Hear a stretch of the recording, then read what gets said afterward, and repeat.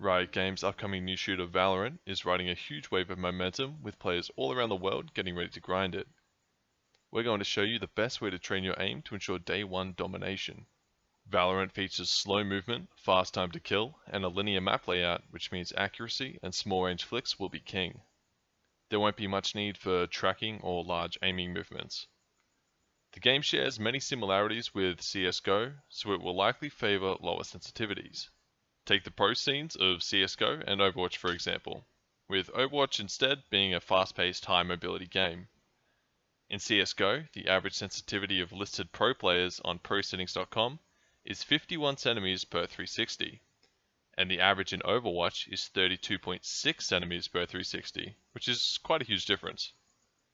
At the end of the day, there will always be outliers, so if you feel more comfortable playing on a higher sensitivity, then go for it. And if you'd like to learn about centimeters per 360 and mouse sensitivity in general, there's a link to a blog post in the description. Firstly, you're going to need Kovac 2.0 The Meta, which you can find on Steam.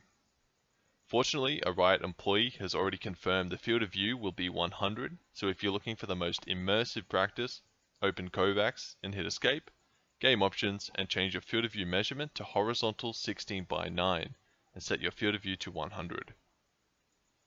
Go ahead and choose whatever sensitivity you like. Conversions for this will be available later when we know what scale they're using. For reference, this is the same FOV scale as games like Call of Duty, PUBG, Overwatch, and many more, so you can look up your game and match it if that helps. We've put together a curated playlist of 5 maps that will take about 30 minutes. And remember, multiple shorter training sessions are much more effective than one long session. Each round will be a playthrough of the map on challenge mode. Depending on your situation and goals, feel free to experiment with the time spent in each map. This is just a guideline. First up, we have Thin Gauntlet. While Valorant won't feature much tracking, this map is still an excellent way to warm up your hand-eye coordination and build your mouse precision and confidence. Play out 3 full rounds, and by the end of that, you'll be warmed up and ready to head into our next map, which is 1 wall, 2 targets, small flicks, 60 seconds. Play this for 5 full rounds. This map is excellent for practicing your small distance flicks. Don't worry too much about your speed, instead, aim for above 90% accuracy. With your small flicks completed, it's time to move on to a map that will truly test and train your precision. Next up is 1 wall, 6 targets, small. Once again, you'll want to maintain above 90% accuracy.